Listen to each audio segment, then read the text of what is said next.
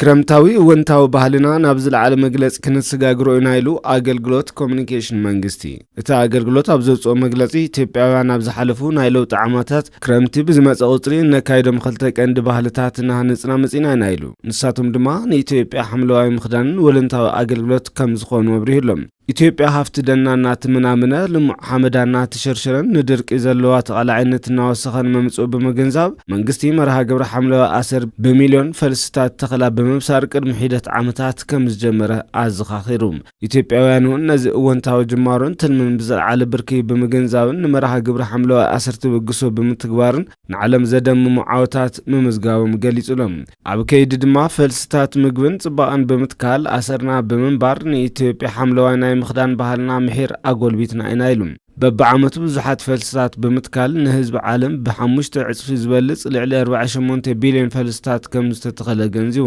ብመሰረት እዚ ሽፋን ደኒ ኢትዮጵያ ትርጉም ብዘለዎ መጠን ከዓቢ ንሉዓላውነት ምግቢ መሰረት ምግባር ምጅማር ንግዲ ወጻኢ ፍራምረ ክምዕብል ጌርና ኢና ኢሎም ስለዝኾነ ኣብ እዋን ክራማት እናማዕበለ ዝመጸ ብጎስጓስ ዝካየድ ባህሊ መርሃ ግብሪ ሓምለዋይ ኣሰር ብዝበለጸ ንምጥንኻርን ንምጉልባትን ብቕንዕና ምስራሕና ክነቕጽል ኢና ክብል ኣረጋጊጹሎም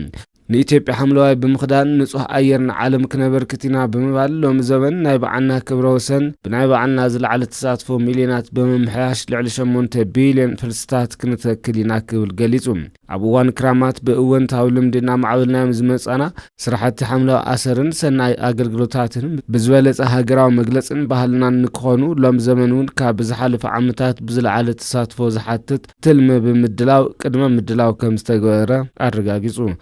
ደመር ዓቕምና ትልሚ ኢትዮጵያ ብዝግባእን ምዕዋት ቅድመ ምድላው ብምዝዛም ናብ ትግበራ ከም ዝተኣተወውን ገሊጹ